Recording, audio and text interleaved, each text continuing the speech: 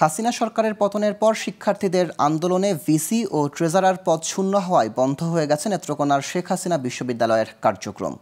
একদিকে মারাত্মক ক্ষতির মুখে পড়েছে শিক্ষার্থীরা, অন্যদিকে বেতন ভাতা আটকে যাওয়ায় বিপাকে পড়েছেন শিক্ষকসহ সব কর্মকর্তা ও কর্মচারী। এই অচলাবস্থা থেকে স্বাভাবিক অবস্থায় ফিরিয়ে আনতে ভিসি ও ট্রেজারার নিয়োগের দাবি সংশ্লিষ্টদের। নেত্রকোনা থেকে রাজীব সরকারের তথ্য ও চিত্র ডেস্ক রিপোর্ট। বিভিন্ন দাবি নিয়ে নেত্রকোনা শেখ হাসিনা বিশ্ববিদ্যালয়ে ১ জুলাই থেকে শুরু হয় শিক্ষক আন্দোলন। আর তখন থেকেই বন্ধ শিক্ষার্থীদের পাঠদান।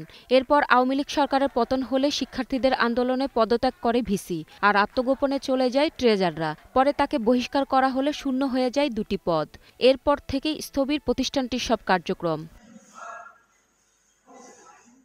প্রায় ৩ মাস শিক্ষা কার্যক্রম বন্ধ থাকায় সবচেয়ে বেশি ক্ষতি হচ্ছে শিক্ষার্থীদের। তাই আগামী সপ্তাহের মধ্যে ০২ পদে নিয়োগ ও শিক্ষার্থীদের ক্লাসে ফেরানোর ব্যবস্থা করা না হলে কঠোর আন্দোলনের হুঁশিয়ারি শিক্ষার্থীদের। আমরা এখন একটা ভ্যাকুয়াম অবস্থাতে আছি। আমাদের ক্লাস, পরীক্ষা, যাবতীয় কার্যবলী, প্রশাসনিক, একাডেমিক, প্রকল্প সব আটকে আছে। এখন এতটাই গ্যাপ হয়ে যাচ্ছে, তো বিষয়টা আমাদের জন্য খুবই ক্ষতিকর। কারণ আমাদের এখন সার্টিফিকেট দেওয়া হয়নি। আমাদের যে ছাত্রী হল সেখানে কোনো কার্যক্রম ঠিকভাবে চলছে না। লাইট, ফ্যান, সিঁড়িতে লাইট সবকিছু নষ্ট হয়ে পড়ে আছে। যদি এই সপ্তাহের মধ্যে আমাদের ভাইস চ্যান্সেলর নিয়োগ দেওয়া না হয়, তাহলে বিশ্ববিদ্যালয়ের সকল শিক্ষার্থীদেরকে নিয়ে আমরা মাঠে নামবো, আমরা কঠোর আন্দোলনের দিকে যাব। এই বিশ্ববিদ্যালয়ের কার্যক্রম বন্ধ থাকায় সংশ্লিষ্টদের ক্ষতি হচ্ছে। তাই শিগগিরই শূন্য পদে নিয়োগের দাবি জানালেন শিক্ষকরাও। এখানে কোনো ধরনের প্রশাসনিক এবং একাডেমিক কাজকর্ম আমরা করতে পারিনি।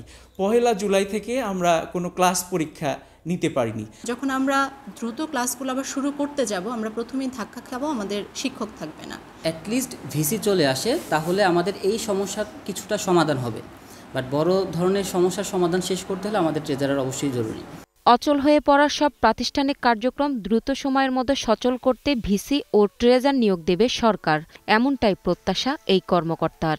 আমরা খুব আশা করব সরকার খুব দ্রুততম সময়ের মধ্যে এই বিশ্ববিদ্যালয়ের ভাইস চ্যান্সেলর নিয়োগ দেওয়ার মাধ্যমে আমাদের এই অচলায়তন থেকে রক্ষা করবেন।